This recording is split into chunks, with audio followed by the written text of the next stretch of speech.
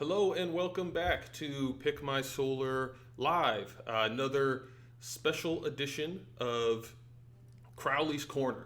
Just going solo again today.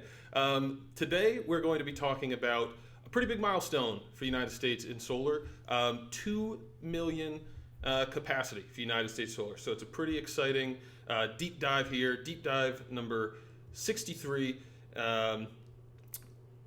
And as always, just go ahead and ask us anything.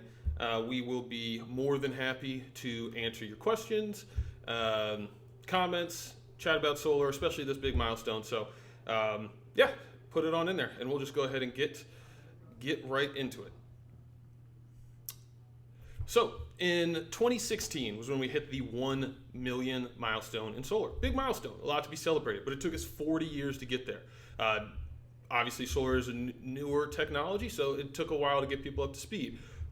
We did the next million in just 3 years. So that's the pace that we're going in the more recent history, I suppose, which is really exciting, especially for us in the solar industry to see this adoption kind of taking on a life of its own. Really, really cool. And so looking forward into a little bit of a forecast, 2021, we're expected to hit that 3 million installed. So just 2 years into the next iteration, and then 2 more years onto that 4 million iteration. So we're really picking up pace, and we're looking to keep that pace. Really awesome data we're getting on this, and super excited to see more solar installs across the whole country. And so yeah, you can tell based on those two figures, the PV capacity in the United States is going to double over the next 5 years. So if you haven't already gone solar, or if you're looking into going solar, just know that there's going to be plenty of opportunity for you, and we will be more than happy to help you out with that. And so Michelle Davis, senior solar analyst, at SEIA, said by 2024 there will be on average 1 solar installation per minute. It's kind of crazy to believe, and that's up from 1 installation every 10 minutes in 2010. So in 14 years, 10 times, I suppose, the number of installations. That's pretty remarkable. Wow, solar installation every minute. That's pretty cool.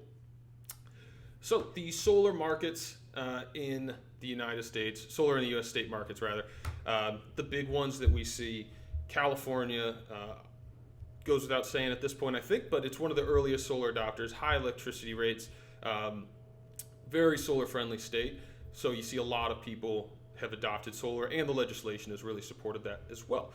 New York, touched on this one as well. Very, very, very good incentives. I would say the best incentives in the country. So it makes it very, even though it's not what you would think of as a solar state, very great state for solar due to the financial benefits. Hawaii probably had some of the quickest penetration into the solar market from the residential scale. They've kind of scaled it back with some of their policies, but energy is very expensive in Hawaii, and obviously tons of sun. So it's very, makes a lot of sense to go solar. Where it's at right now is net metering isn't fully an option in Hawaii anymore due to that penetration. There's still options, and maybe we'll do another deep dive on Hawaii at a later date when we talk about storage and what your options are for going solar today.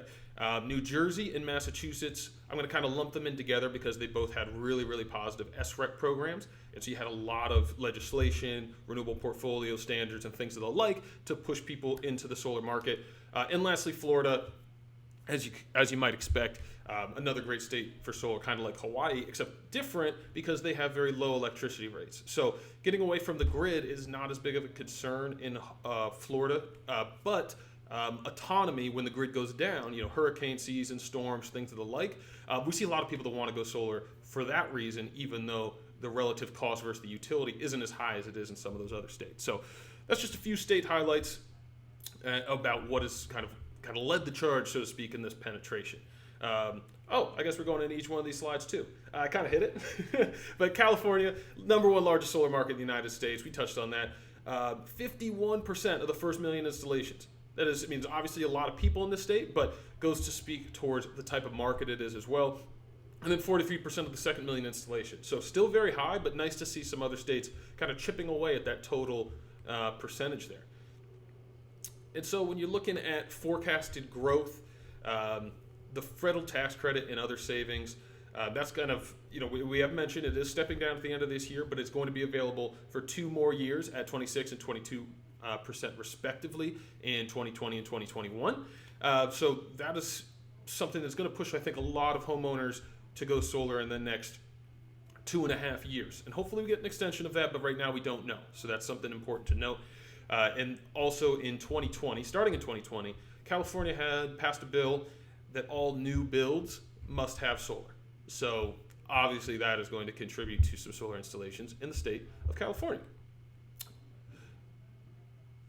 And here we can see, it's a nice little animated chart. Love these. So this is kind of the quarterly and cumulative growth to get up to 2 million. What you're going to see in 2016 is a big spike. That's the spike of when the first time the tax credit was set to expire. And so you can kind of tell that a lot of people were pushing to get into that solar, to kind of get the most out of their solar installation, so to speak. And then it kind of dropped off a little bit once the tax credit got extended.